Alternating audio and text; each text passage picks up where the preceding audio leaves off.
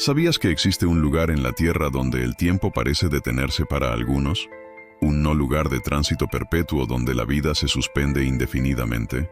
Hoy nos adentramos en la increíble historia de Mehran Karimi Nasseri, el hombre que convirtió la terminal de un aeropuerto en su hogar durante 18 años. Este video no es solo el relato de una supervivencia extraordinaria, sino una profunda exploración de lo que significa perder la identidad, la patria y la burocracia deshumanizadora que puede atrapar a un individuo en un limbo legal y existencial. El misterio que abordamos es cómo un hombre, con documentos en mano, pudo quedarse varado en una terminal de aeropuerto durante casi 2 décadas. La revelación que prometemos es la compleja red de circunstancias que lo llevó allí, y la sorprendente forma en que encontró una extraña forma de libertad y propósito dentro de los confines de un aeropuerto.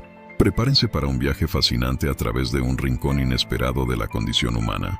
Nuestra historia comienza con un giro trágico del destino que llevó a un hombre al borde de la desesperación.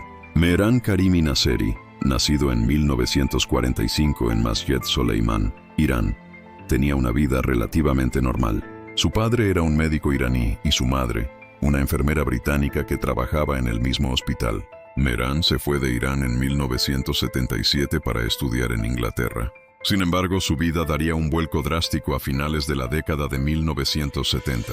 Mehran, un estudiante con inclinaciones políticas, se vio envuelto en protestas contra el Shah de Irán. Al regresar a su país natal en 1977, fue detenido y torturado por la policía secreta del Shah, la Savak. Tras su liberación, y bajo la amenaza de una nueva detención, huyó de Irán. Aquí es donde los detalles se vuelven un poco borrosos y la propia narración de Mehran, con el tiempo, se mezclaría con la fantasía. Él afirmó que su pasaporte junto con sus documentos de refugiado de las Naciones Unidas le fueron robados o que él los perdió en una estación de tren en París en 1988 mientras se dirigía a tomar un vuelo a Londres. Otras fuentes, sin embargo, sugieren que sus documentos le fueron enviados por correo a Bélgica después de haber sido liberado de una prisión francesa y que los destruyó él mismo en un acto de protesta negándose a ser deportado de nuevo a Irán. La verdad exacta sobre la pérdida de sus documentos sigue siendo un punto de controversia, pero el resultado fue el mismo. Mehran llegó al aeropuerto Charles de Gaulle de París en 1988, sin ningún documento legal que probara su identidad o su derecho a la entrada en cualquier país.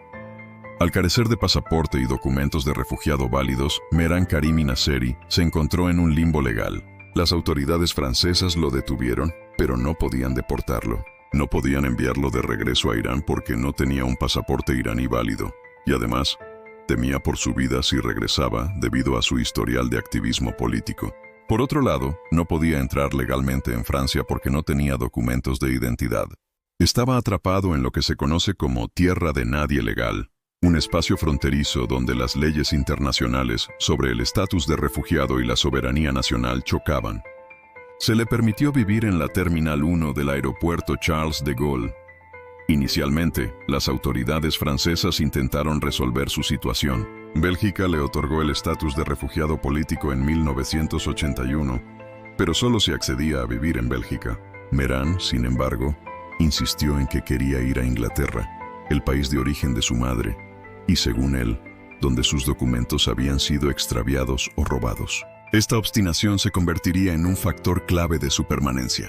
Las autoridades francesas le ofrecieron la posibilidad de volver a Bélgica, pero Mehran se negó, argumentando que tenía el derecho de ir al Reino Unido.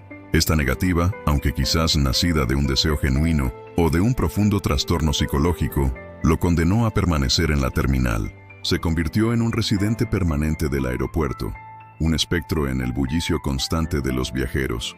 Un caso único que desafiaba todas las normativas y procedimientos. El aeropuerto diseñado para el tránsito se convirtió en su universo confinado, un lugar donde el tiempo fluía de manera diferente para él que para el resto del mundo.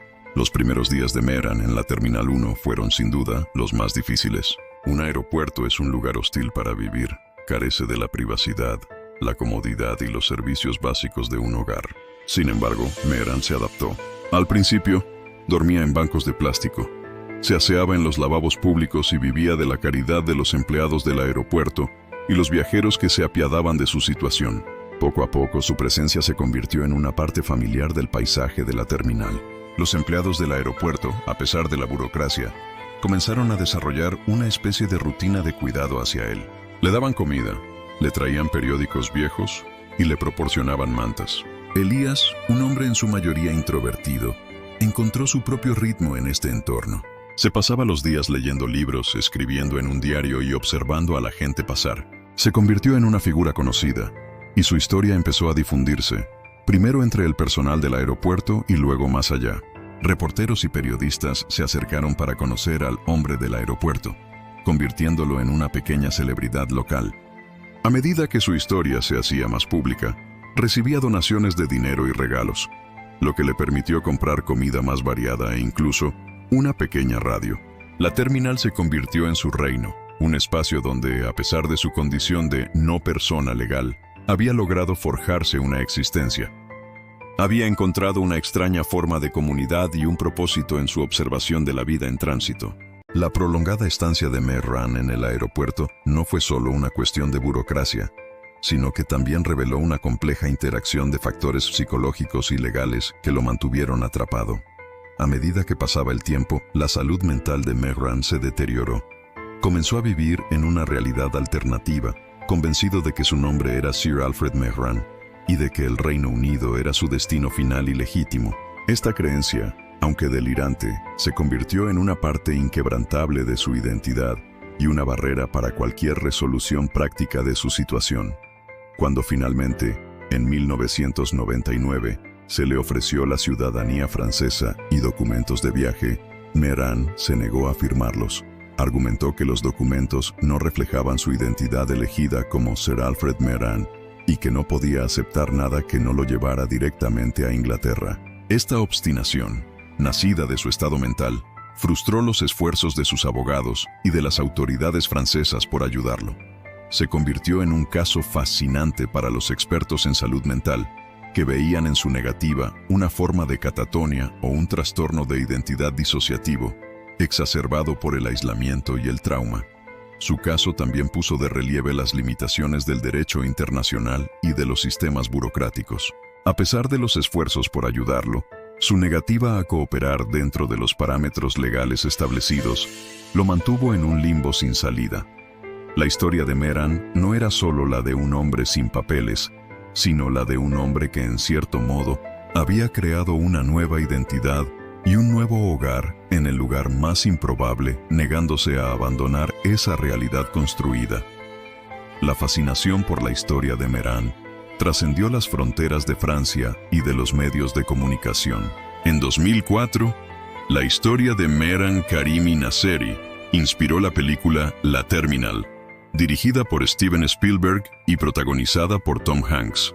Aunque la película toma muchas libertades creativas y presenta una versión mucho más romantizada y ficticia de la vida de Mehran, la premisa central, un hombre atrapado en un aeropuerto, capturó la imaginación del público global.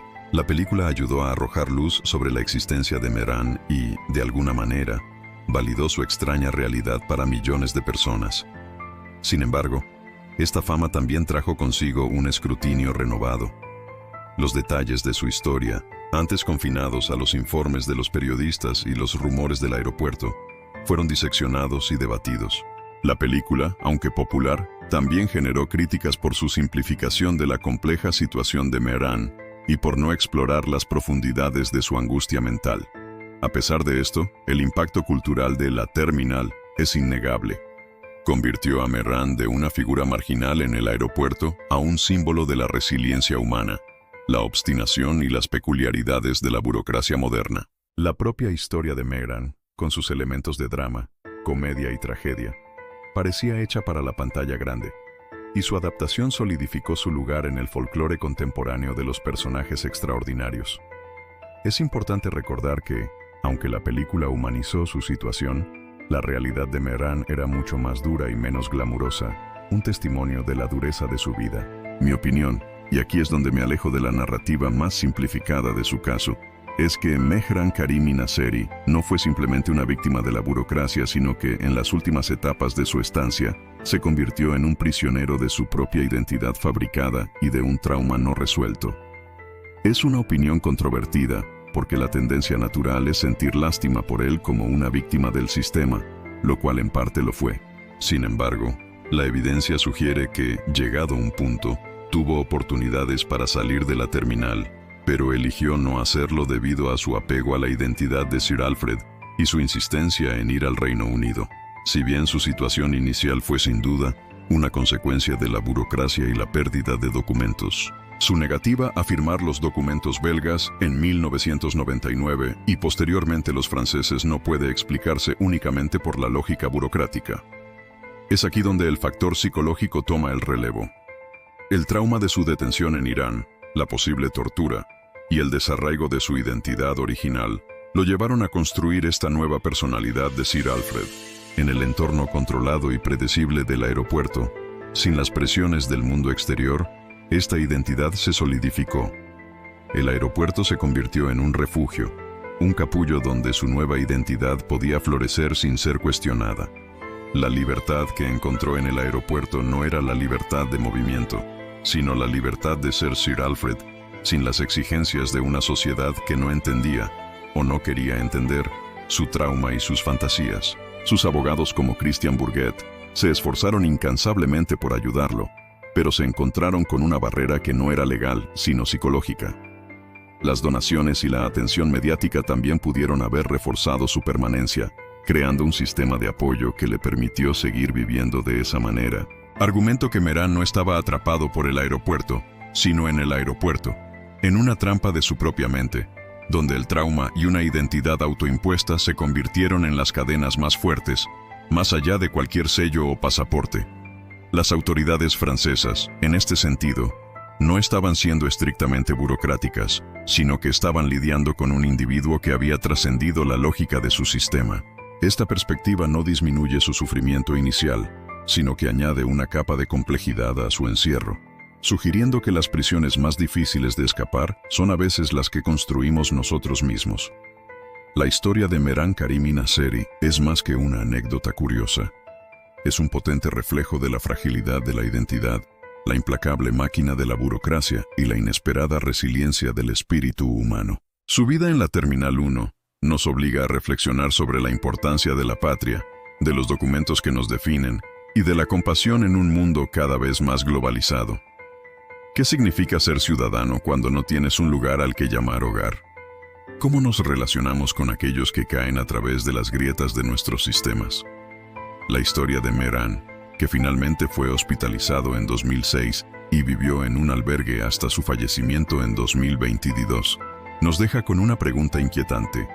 ¿Cuántos Mehran Karimi Nasseri existen en las sombras de nuestras ciudades, invisibles para la sociedad, atrapados en un limbo que les ha robado su identidad y su futuro?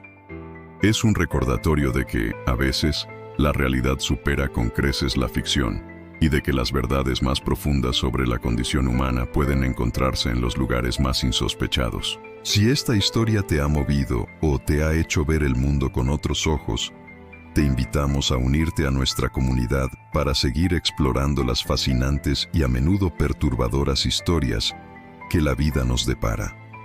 Considera suscribirte para no perderte nuestras próximas inmersiones en lo extraordinario.